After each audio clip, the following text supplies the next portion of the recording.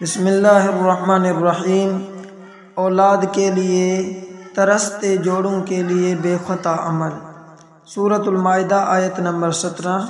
وَلِلَّهِ مُلْكُ السَّمَاوَاتِ وَالْأَرْضِ وَمَا بَيْنَهُمَا يَخْلُقُ مَا يَشَاءُ وَاللَّهُ عَلَى كُلِّ شَيْءٍ قَدِيرٌ۔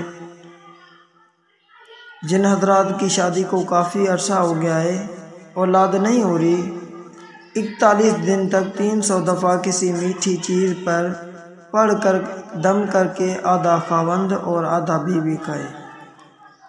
نمبر 2، جو اولاد سے محروم ہو، روزانہ 101 دفعہ سورۃ الکوثر بسم اللہ کے ساتھ پڑھے، انشاءاللہ اسے کامیابی ہوگی۔ نمبر 3، سورہ سجدہ آیت 7 تا 9، پارہ 21۔ الذی احسن کل شیء خلقہ وبدأ خلق الانسان من طین ثم جعل نسلہ من سلالة من ماء مہین ثم صواه ونفخ فیہ من روحہ وجعل لکم السمع والابصار والافئدۃ قلیلا ما تشکرون۔ جن حضرات کو کافی عرصہ ہو گیا ہے اور اولاد سے محروم ہیں، وہ اللہ پر بھروسہ رکھتے ہوئے کثرت سے ان آیات کا ورد کرے، انشاءاللہ ثم انشاءاللہ جلد اسے خوشی نصیب ہوگی۔ للہ ملک السماوات والارض یخلق ما یشاء یہب لمن یشاء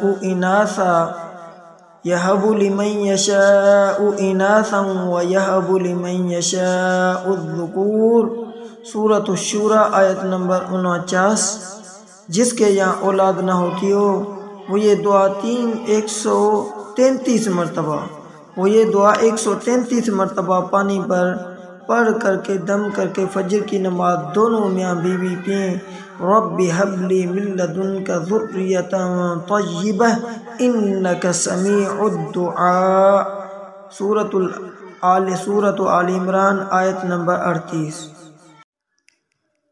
آخری وظیفہ یہ ہے کہ استغفر اللہ کثرت سے پڑھا کریں۔